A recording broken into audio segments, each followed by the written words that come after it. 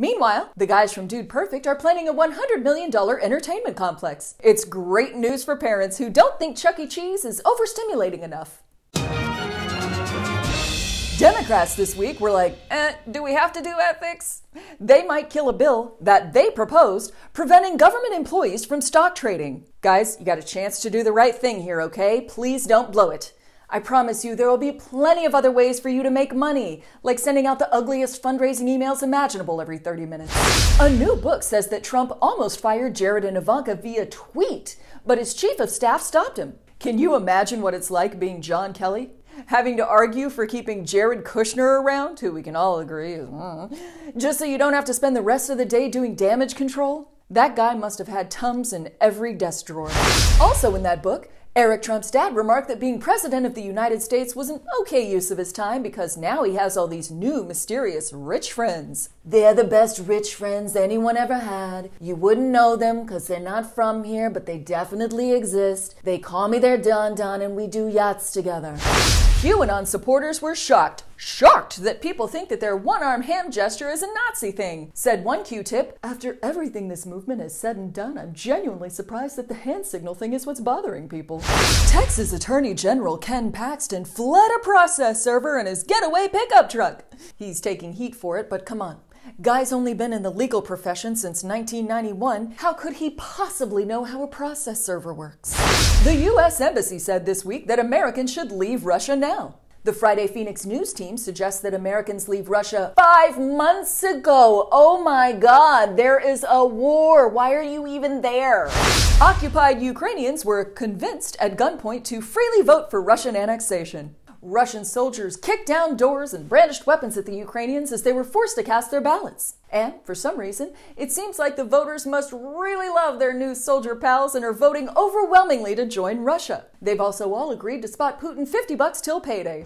British Prime Minister Liz Truss, seen here looking for more rich people to give tax breaks to, has accomplished a lot in just 3 short weeks. Transforming the monarchy? Check. Crashing the economy? It's down by about a full cent against the dollar in a matter of a few seconds. Check. Triggering no confidence votes? Check. The thing with the apples? And I will not rest until the British apple is back at the top of the tree. Well, she hasn't fixed apples yet, but maybe next week? NASA crashed a satellite into an asteroid over 7 million miles away. This is great news for reluctant astronaut oil drillers. Back to the rig, roughnecks! But one unhappy camper was SpaceX, who claimed they'd probably be way better at crashing spaceships into things if only their rockets would actually, work. Noted philanthropist Thee Stallion has launched a mental health website. So we've got her, we've got Mark Cuban fixing the prescription drug industry. Time for Pete Davidson to open a women's health clinic.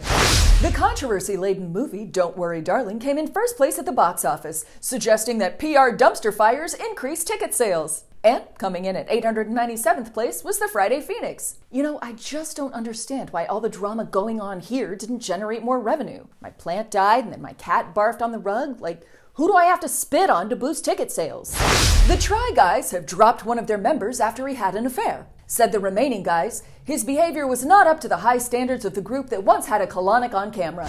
Coming soon, wedding dresses from Walmart. Because every bride wants to try on her dream gown next to a defiant toddler. Gracie, I said put your shoes on or we're not getting any Cheetos. The creators of The Big Bang Theory, which ended in 2019, are already talking about rebooting it. I've got an even better idea. Let's reboot The Handmaid's Tale. Yes, I know it's still on, but why wait for the nostalgia to set in? Let's go remake season 1 right now. Tom Hanks is writing a novel. I'm not going to bother telling you anything about it because we all know we're going to buy it for our dads this Christmas no matter what. McDonald's is leveraging nostalgia by selling Happy Meals to grown-ups. They will include at least 3 airplane bottles of Tito's and a DVD of Friends Season 2.